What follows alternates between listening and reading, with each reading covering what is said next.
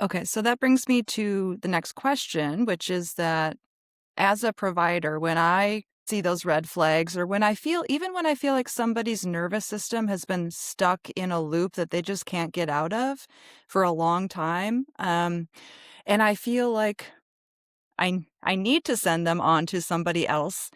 A lot of times I don't really know what is the right referral. Like, should I send them to someone that does somatic body work? Should I send them to someone that does EMDR? Should I send them to a counselor or a psychotherapist? I think sometimes I really feel like I don't know which of these therapies is going to be A, the one that resonates with you, or B, the one that is the thing that helps you to get to that next step where maybe your nervous system isn't stuck in this loop where every time you get stressed out, your next immediate response is to get nauseous and get a headache, or Mhm. for example. And Right. so I also think that sometimes the patient, when I bring up this idea of like maybe there's some other therapy to do, I don't want them to hear me say, I think this is all in your head and now you need to go to psychotherapy because people are going to potentially misinterpret that, and that's not what I'm saying. So how would I, on my side of that equation, even have that conversation in a way that's maybe heard in a positive framework? Do you have any Yeah. advice for me? Oh, man. Yeah, it really this is such a great question because it is a tricky moment to navigate inside of the patient-provider alliance to make a suggestion like this, and I do know many people on the rehab side of things who have made suggestions like this, and it's really blown up. And so when you've had that happen, you go like, "Oh god, I better line up my shot here a little bit more before I, reach for something like this." So I think, to speak to the 2 levels of questions here, like how do you even float this to somebody? Mhm. That's one. And then also in the sea of all these different therapeutic providers, who do I even send somebody to, right? 2 very difficult 2 huge questions. questions, Yeah, yes. yeah, yeah, which is why I can understand why people just kind of go, "Ah, I don't know," and then don't make a call on that front because it feels super risky. So, all right, with this conversation about how do you bring up to a physical medicine patient that you're wondering if there may be some level of emotional and relational regulation that is at play in a meaningful enough way in their case, right? There's a lot of ways to have this conversation with somebody, but I think in particular when you're coming from a rehab provider, a physical medicine provider first, the person already knows that there are things happening inside of them that are not under their conscious control. They do not necessarily consciously regulate their autonomic response or their response of muscle tension. And there's all these things that we're helping to educate them that, like, look, a lot of these things just reflexively happen inside of you. And what we're trying to do is give you experiences that shape the way those reflexes fire off so that they regulate in a new way that reduces your symptoms and it just makes life easier. We're doing the same thing with good psychotherapy.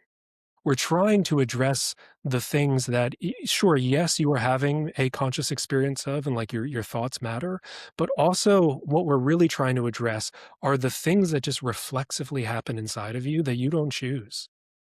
When we hear it's all in your head, we often think like you're deciding to do this, it's because you're not wise enough or like you don't, you have all these irrational thoughts in your head and that's what's ruining your life. And look, sometimes there are patients who have something like that, but the overwhelming majority is just simply the way these, as we've been talking, either attachment related or emotional regulation issues come up. They really do have their hubs of control subcortically, subconsciously, and they become conscious, but we become conscious not at step 1, but at step, like, 14. And part of what we're doing in psychotherapy is trying to wind the reel back to understand the sequence of associations that then led to a physiological change, that then led to a psychological experience, a felt experience of what happened, such that we can then give you experiences relationally through therapy, through whatever you're working on, from a methodology standpoint, that begin to change this stuff that is not immediately under your conscious control.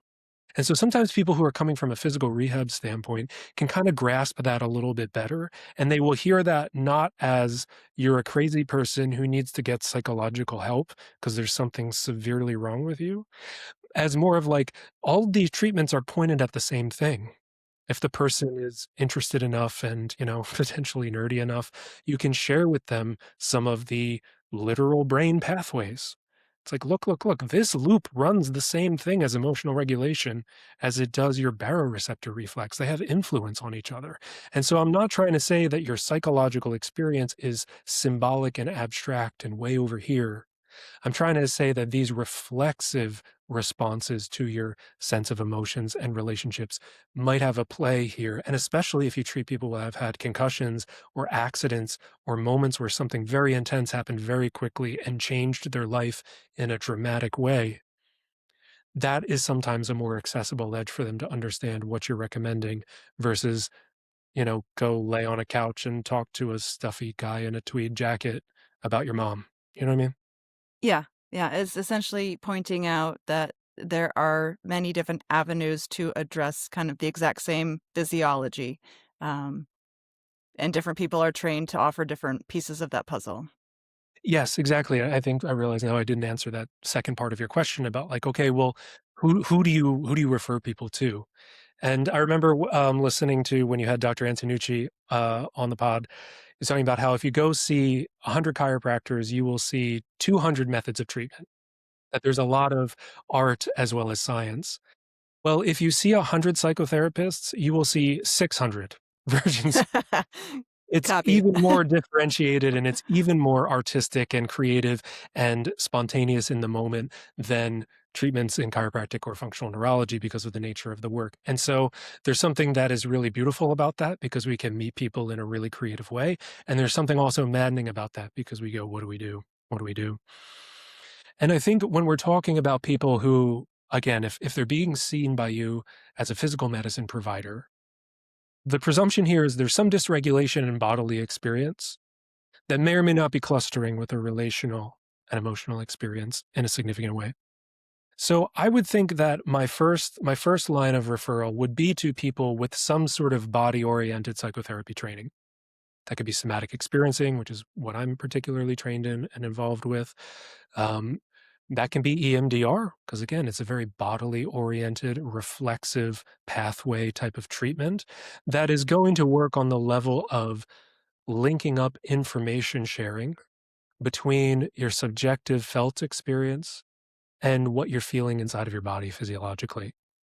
If we're just doing, let's say, psychodynamic work, that is a lot about relationships, it's a lot about the way attachment functions inside of us, that does have to do with the relationship with a therapist and can be very helpful. That might be one step removed, depending on the therapist orientation. There are a lot of psychodynamic therapists, myself included, that have bodily training, and there can be that. So it's not a writ large thing. But then if we think about this again from like a cognitive behavioral standpoint, where it's like, hey, look, your thoughts and your behavior are influencing your emotions, that might be even another step removed from like, hey, what's happening right now in your felt experience? I'm not directing you to fill out a worksheet to disconfirm your irrational thoughts so much in this patient. I'm more interested in what's happening right now inside your body when we talk about whatever the thing is that maybe happened. That might be a little bit more directed towards what some of these patients might need. Okay, got it. Which brings us to kind of our next topic, which is that we have this very popular book, The Body Keeps the Score. We have lots of people talking about this online. And I think one of the questions that we need to have here is that when we think about this idea of trauma being stored in the body, and we decide sometimes we oversimplify this concept to be like, oh, well, as a somatic therapist, if I just touch here, I can release this trauma.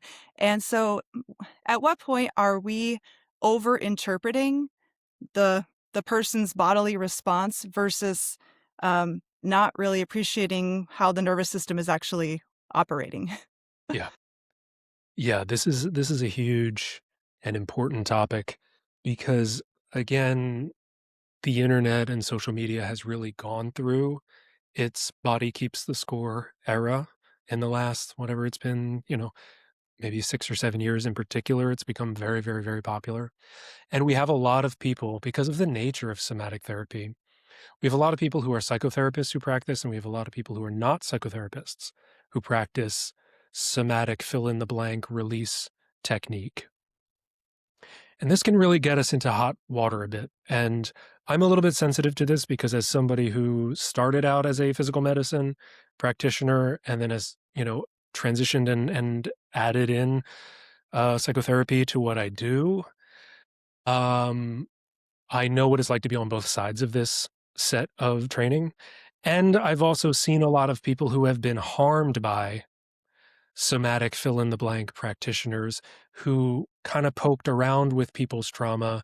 And because of a lack of awareness around certain types of relational dynamics, certain types of attachment related things, really ended up re traumatizing the person via this relational therapeutic experience that did not go well. And so it's a topic that I'm particularly protective of because I just have had a lot of experience where I've seen how this can go wrong as well as how this can go right.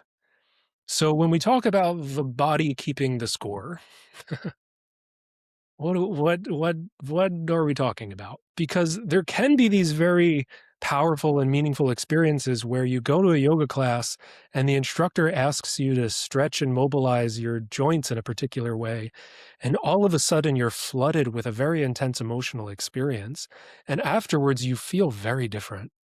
And it's very meaningful and it's very impactful. Or again, you go to a body worker and they put their hands on you in a certain way. It creates a certain type of sensation. And again, an emotional experience comes online that then makes you feel very different afterwards.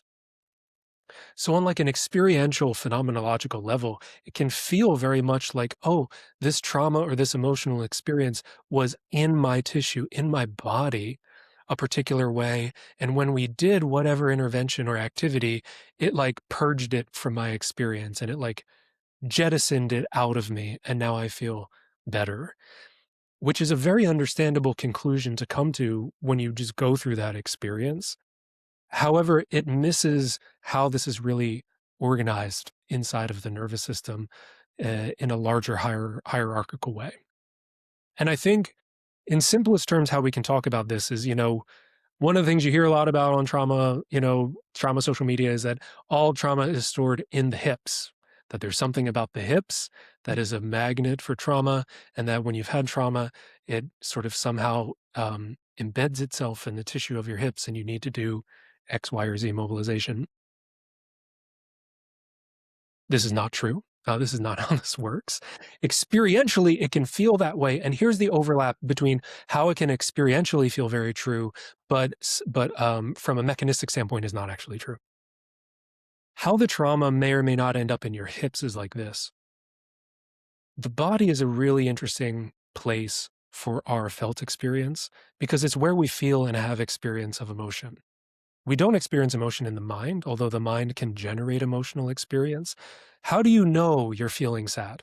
How do you know you're feeling joyful? There are physiological sensations that signal a state shift that tell us that's how we're feeling. So the body is the first theater of experience where we register a felt sense of what's going on, right?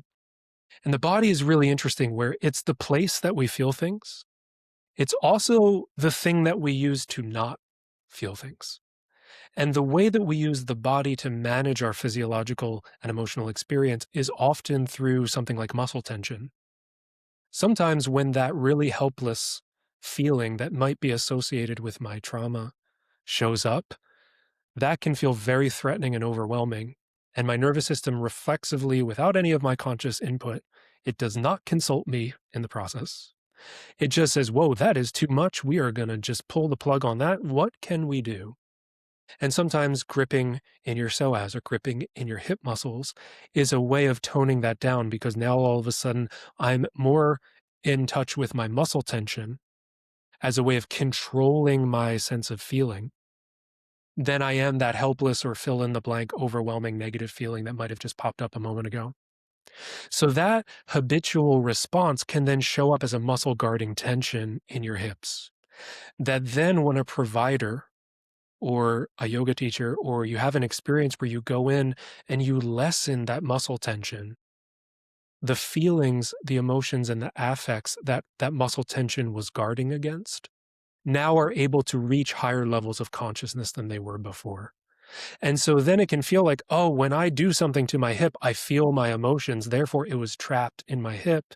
It's like, well, no, your hip was playing a meaningful role in your emotional management strategy. And that's where it got stuck because your nervous system just figured out to do how to do that. For somebody else, it might be their jaw. For somebody else, it might be their neck. For somebody else, it might be wherever their system organizes something. That's what's happening rather than the tissue itself being like, the storer and processor of the trauma. So that makes perfect sense. And to me, it seems like an analogy would be sometimes if, for example, I had chronic back pain, and before I had my back surgery, when I was living in chronic back pain, I then injured my brachial plexus. Well, my brachial plexus is coming into my spinal cord at a higher level than my low back pain is. And so then all of a sudden, my brain says, well, now I'm only able to register this pain and not that pain. It's almost like the brain is saying, I'm paying more attention to this muscle pain than my feelings and emotions because that muscle pain is now the louder stimuli. Yes. Yeah, Okay. exactly, exactly. It has a way of directing our attention away from something that feels more threatening than the brachial plexus pain. You know, there's sometimes like an organizing feature inside of our psychological defenses that tell us, "Hey, solve this simpler problem." And when I say simpler, it just means something that I know how to be in relationship with that is still a bad time. I'm not happy about it, but I at least it's safer for me to be in shoulder pain than maybe to feel the depths of maybe that terror or the helplessness that was associated with, let's say, the event or something. And so when that does show up, the system goes, right, right, right. Okay, okay. Let me organize in relationship to this physical pain. I'm still having a miserable time, but this is easier than feeling the other thing. But again, nobody would consciously report this.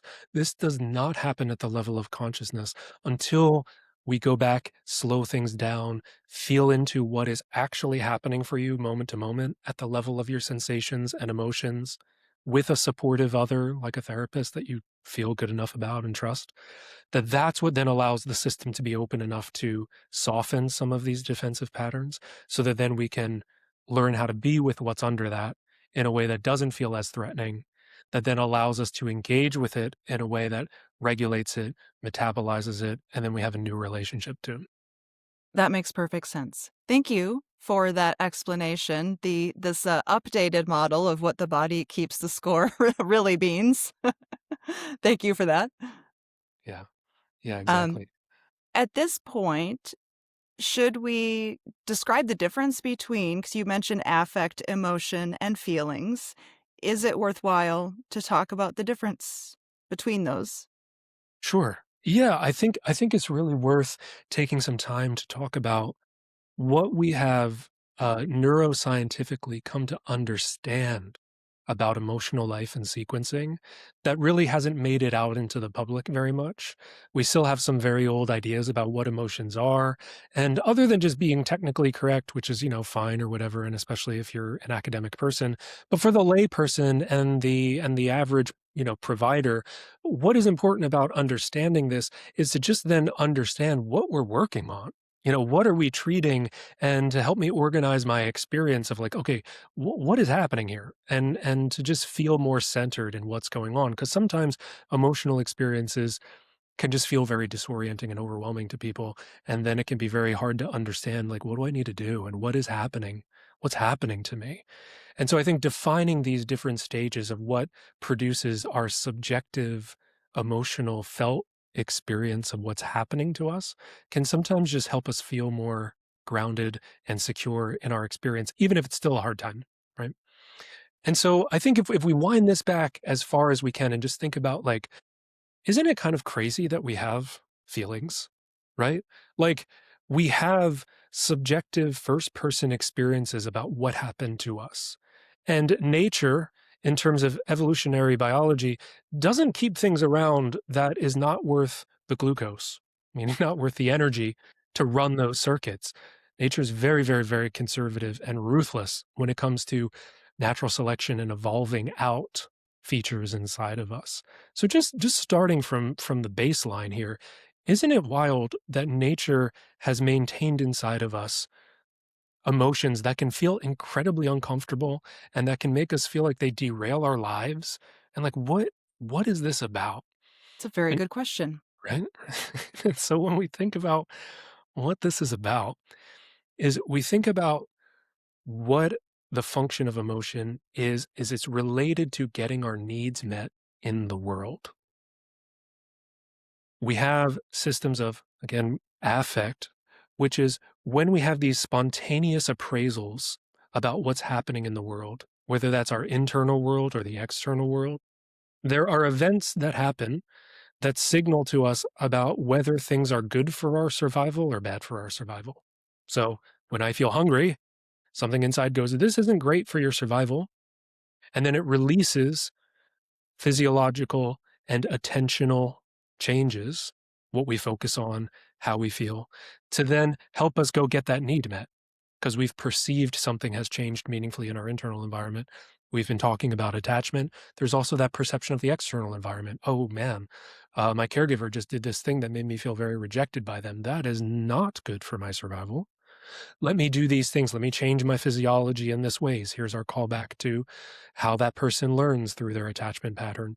What do I do to solve this problem? And so emotion is the whole brain event below consciousness, above consciousness, that is coming up with an organized response to perceiving a need that has been activated. And inside of us, nature has programmed 7 basic categorical emotions that are the largest categories of just what seems to, over the course of evolution, help us get our needs met. There are Are we different talking ways of inside acting. out here? Yes, we're talking very much inside out. Exactly. And it really is like that. We have these like kind of little people inside of us that have these motivational states that get activated by patterns of change inside of us or outside of us, that then somebody takes over the control board and says, no, no, no, I'm the one to respond to this. Going with our hunger example, why is hangry a thing? When you get angry, when you're hungry, is because the physiological and attentional state associated with hunger is more likely to motivate you and end in success that you go get the berries or you go catch the squirrel when you're angry versus filled with crippling grief. Crippling grief allows us to turn inwards, realize that we lost something important to our survival, and we really need to remember that losing this thing is not good for our survival. And so if we released that type of physiological, motivational, and attentional state when we're hungry, that just from an evolutionary standpoint is not going to be the thing that gets that need met. And so if we think about it, contained inside of our emotions are these action tendencies to move towards something to meet a need. And that those action tendencies get shaped by our relational experiences early in life, that get shaped by just what we've learned over time. And so we've talked about emotion, affect, and then lastly, feeling. Feeling is what we commonly think of as emotion, meaning just the first person feeling of what the impact is of our physiology changing and our attention changing and our appraisal about whether something is good or bad for our survival. That has a, we call in the research like a qualia to it. It has like a felt sense of, again, when I'm hungry, my body's perceived this need. It releases an emotional state. It releases a physiological state where my heart rate speeds up and my muscles tense up. And that just has what we call the feeling and sensation of anger or whatever the state is that gets active, but it's attempting to get us in touch with a core need and then what we need to do about it. And the tricky thing about modern emotional experience is that because we live in a polite society that has all these rules, we oftentimes distance ourselves from the core emotional experiences that we have because they feel too risky. You don't want to flip out in the middle of Costco. You know, we know that that's just not societally appropriate, but our brainstem and limbic Unless you're system is 2. saying, yeah, right, exactly. If you don't have a full cortex yet, you're 2, you can freak out in Costco, that's okay. You know, when you're older and everything, like society just doesn't look super fondly upon that.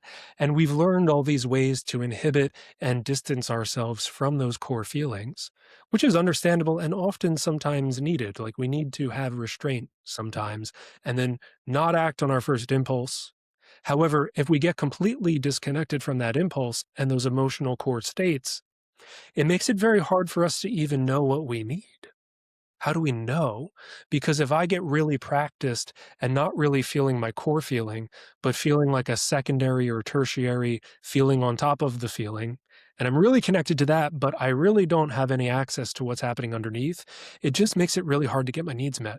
Because I keep acting on this inhibited, modulated, different feeling that I feel more safe to be in touch with, that I've learned is more safe to be in touch with. But then this is where I go about living my life in a way that kind of feels unsatisfying because I keep having these repeated experiences of just not being able to meet my needs by myself, with other people, because I'm disconnected from that core emotional state that has what I need kind of contained inside of it. Yeah, and so it sounds like all of this, everything we're talking about really comes down to this idea. Well, I don't want to oversimplify what we're talking about because we covered a lot of ground.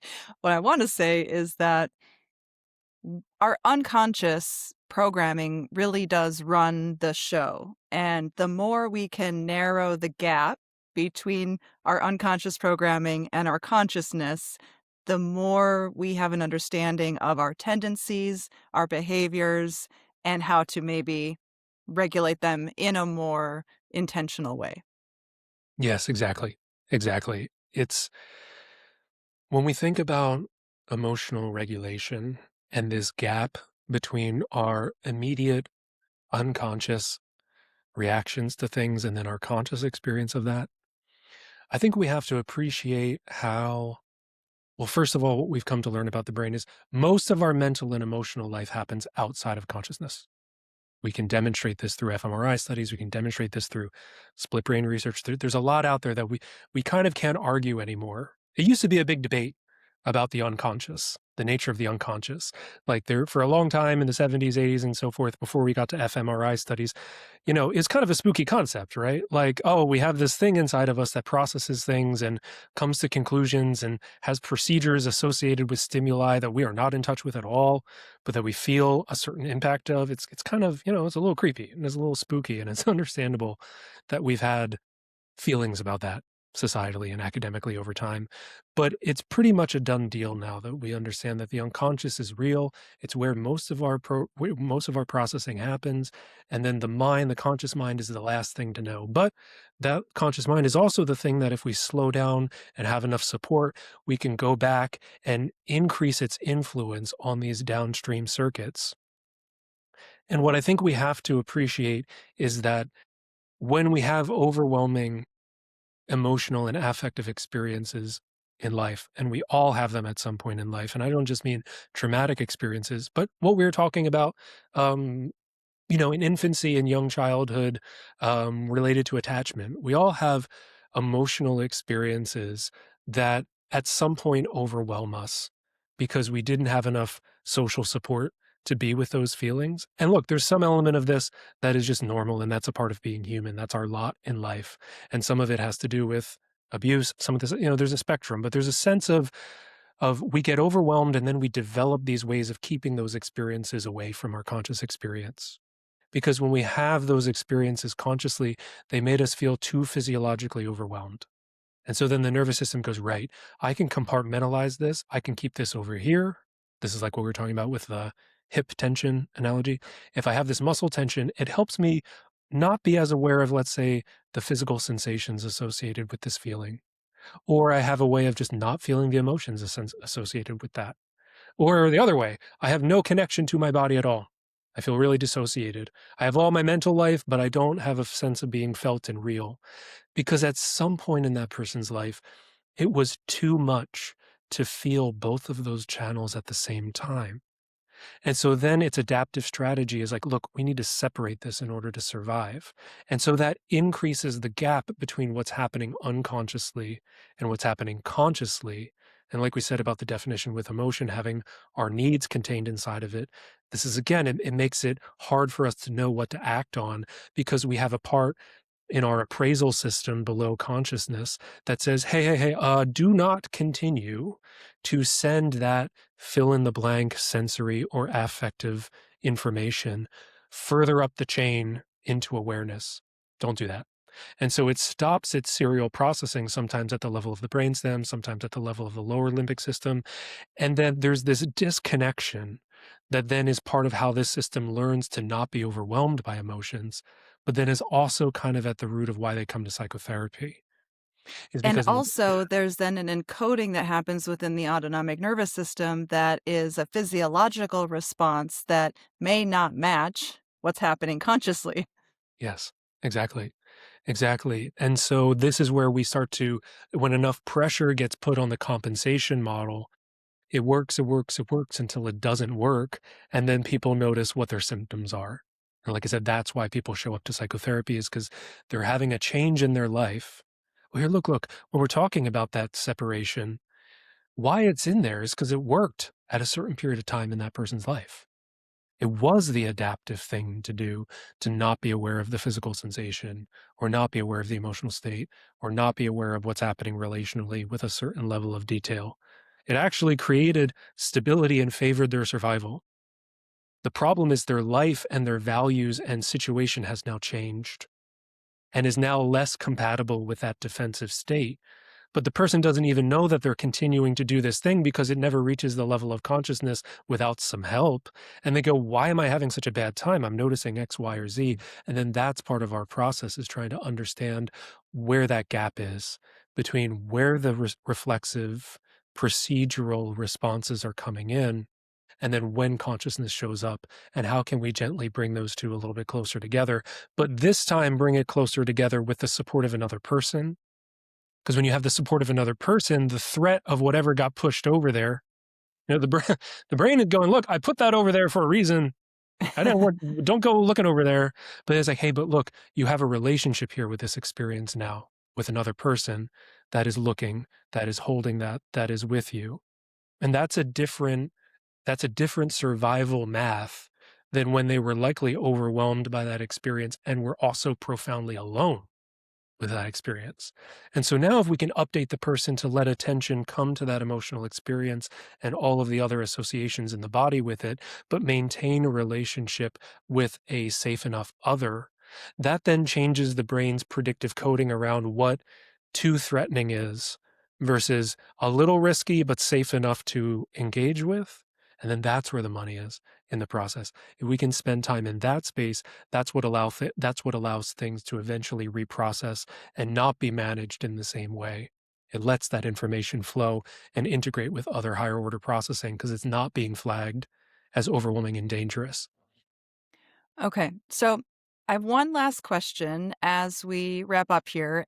And knowing that I'm going to have you back on the show because we have a lot of other things to talk about. But if there was one maybe misconception about psychotherapy that is out there, what would that be? What would you want people to know that maybe they don't understand about psychotherapy in general? I know you already said you see 100 people, there's 600 different approaches or methods, but Yeah. Yeah. Oh man, my answer to this would be it would be this. Going off of what you just said about there's 611 billion methods. How do I sort my way through this? How do I know therapy is working? What do I do? How do I not end up wasting my time? There's a bit of a secret in the psychotherapy world that is something that how we all just kind of collude in the industry together to like keep it a secret from ourselves and other people. But there's very clear research, meta-analyses research over time that has been replicated, that for all of the different rigorously studied versions of psychotherapy, cognitive behavioral therapy, psychoanalytic psychodynamic therapy, DBT, supportive therapy, all these different types, when we look at them over time, they all seem to be equally effective. One is not better than the other. Again, for things that have been studied, there's a lot out there that doesn't have research, and so we can't necessarily say the same thing about them. But for a lot of methods that have been around for a couple decades and have been here enough to do randomized controlled trials, the actual technique and method accounts for about 5% of the positive effect of psychotherapy. Oh, I didn't think you were gonna say that low of a number. Yeah, can you see why we keep this a secret? No, we're not Yeah. keeping it a secret because it means that we're all frauds. There's an interesting other data point that came from this research as what is doing the overwhelming majority of the work? Because psychotherapy has been, there's no doubt that in a statistically significant way, it helps people. We hear the 5% technical data point and we think, okay, this is all just made up. It's just placebo effect. No, no, no. We have tons of very well controlled studies, tons of meta analyses that say that good psychotherapy over time makes a difference in people's psychological growth. So, how do we square these two things? What is the factor that makes it work? And the factor that over and over and over again has shown to be the thing that matters the most is the sense of depth of the therapeutic alliance between you and the therapist. That matters a factor of a bajillion more than the specific technique. That's not to say that the technique doesn't matter, because now we get an overlap of factors. Is it the technique that mattered the most, or is it that the type of therapist that's attracted to that technique is maybe more likely to connect with you in a personal, meaningful, attachment related way than the type of technique that CBT or whatever else kind of selects for? It's hard to say, like, well, was it CBT that helped you? Or after trying your, let's say, failed psychodynamic therapy with a psychodynamic therapist, you had great results with CBT. 5% of that might have been because CBT is great. The other huge impact leverage may have just been because the type of person with the type of interpersonal therapeutic style of CBT maybe matches your attachment style a little bit better. And this is what we're learning about, like, what matters in psychotherapy. And so the last thing that I want to say about what that means is that does not mean just simply liking your therapist more. That is a huge trap. There's the huge trap in psychotherapy of just simply validating and making somebody feel pumped up and good about themselves and just simply confirming everything that they do. This is not part of those technicalities and that has been researched in psychotherapy as effective. What a good therapeutic relationship means is just simply that you can be incredibly deeply honest with this person. You can survive having disconnect with them, moments when you get upset with them, moments when you can talk to them openly about when they said X, it really bothered you. And that enters the space. That's what sends really clear, if we want to talk about secure attachment signals, is that this relationship is deep and strong enough to hold my hardest emotional experiences. Not, this is the safest, cushiest place I've ever been. Safety is unbelievably important. And it's not to be overlooked, but I'm saying when the relationship stops there or is purely organized around safety and validation and never moves past that in pacing, we don't get the depth of therapeutic relationship that is needed to really change and grow psychologically speaking. So when we say therapeutic alliance, it doesn't just mean my therapist is really nice and I feel comfy with them. It's that this is a really deep, rich experience and I can just be my complete self with them in a way that I feel incredibly met and seen by this person. Yeah, that kinda reminds me of this idea there's so much going on the part of the therapist that the other person doesn't even understand, and when I did EMDR, which I thought was very helpful, my EMDR therapist had all the things that he did as part of the therapy, and then it wasn't until I interviewed Dr. Michelle Morrissey, who actually teaches EMDR to EMDR providers, and specifically for people with brain injury. She has her advanced module that she teaches. It wasn't until I interviewed her for my podcast where she started talking about how EMDR works and the process that the therapists go through that I was like, I had no idea that that was all happening as I was doing this. And obviously, I guess the point I'm trying to make is that sometimes as the patient, you don't always understand the depth of what's happening on the other side. When someone's really good at what they do, there's a lot going on there that you are not aware of, and you don't need to be aware of it. Yeah, exactly. There's on the other side of the room in psychotherapy, a lot of what I'm, let's say, spending my attention focusing on and thinking about and engaging with. with somebody in the room, most of it I never comment on externally. Not necessarily in a way that's trying to like, be behind the veil or, like sort of hide something from the patient or anything, but just constantly listening and being with somebody and responding to them, knowing about their history, knowing about what their relational patterns are like, knowing that their relational patterns are going to organize themselves in the room with me in some way.